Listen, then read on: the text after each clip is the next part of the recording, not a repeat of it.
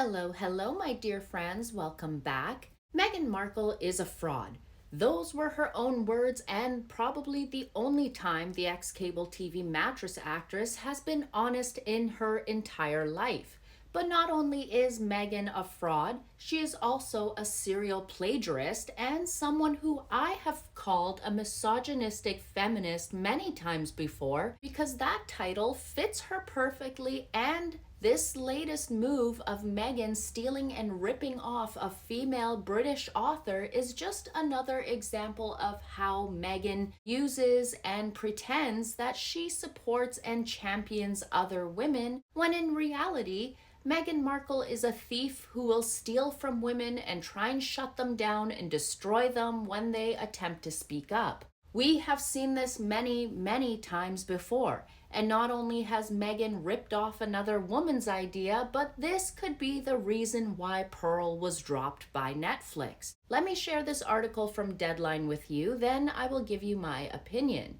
Meghan Markle has been embroiled in a plagiarism dispute after a British author described striking similarities between her own books and a proposal by Markle for a children's TV show. Markle was listed as one of the executive producers of Netflix's animated series Pearl, announced in July 2021 as a part of the reported $100 million development deal between the streamer and Markle and her husband Prince Harry following their move to the US in 2020. In the blurb for the project, Pearl was described as the story of a young girl who learns to step into her power and finds inspiration from influential women throughout history. The project was binned before development, but now the Daily Mail newspaper reports that UK author Mel Elliott claims she sent a legal letter to Archwell Productions, the company behind Markle and Prince Harry's TV projects, and to Netflix, alleging possible infringement of her copyright.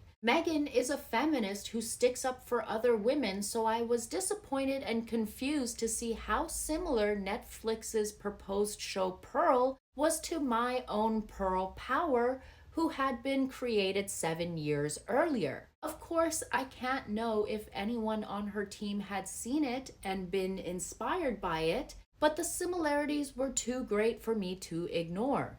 Elliott told the newspaper she sent 2 letters, but did not receive reply or acknowledgement. Of course, the author didn't receive a reply because that is what cowards do when they are busted for stealing someone else's work. They run and they hide. And that is what Meghan does when she gets busted for lying or stealing someone's work. We know Meghan doesn't have a single original thought in her head. She isn't someone who is creative or talented, but we all do know that Meghan is a fraud, a fake. You could call her a thief even, because when you steal other people's work and brazenly pass it off as your own, thinking no one is going to find out, that is stealing, my friends. And if you steal, then you are a thief. We have seen this over the years.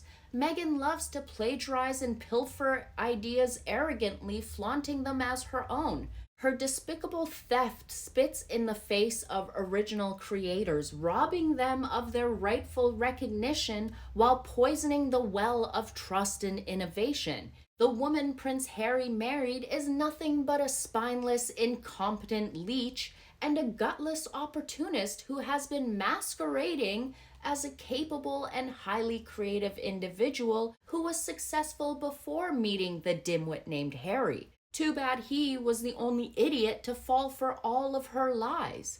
With all of that said, my friends, Meghan continues to expose her own pitiful void of originality and ethical guts by stealing the work of other women. Meghan reveals her pathetic lack of creativity and moral spine, and to that I say, Meghan's craven deceit warrants nothing short of scorching rebuke and merciless reckoning. The entire world should know the raggedy scallywag known as Meghan Markle is nothing but a talentless trollop who is also a moron and steals from women while throwing herself at married men. That is Meghan's style of feminism.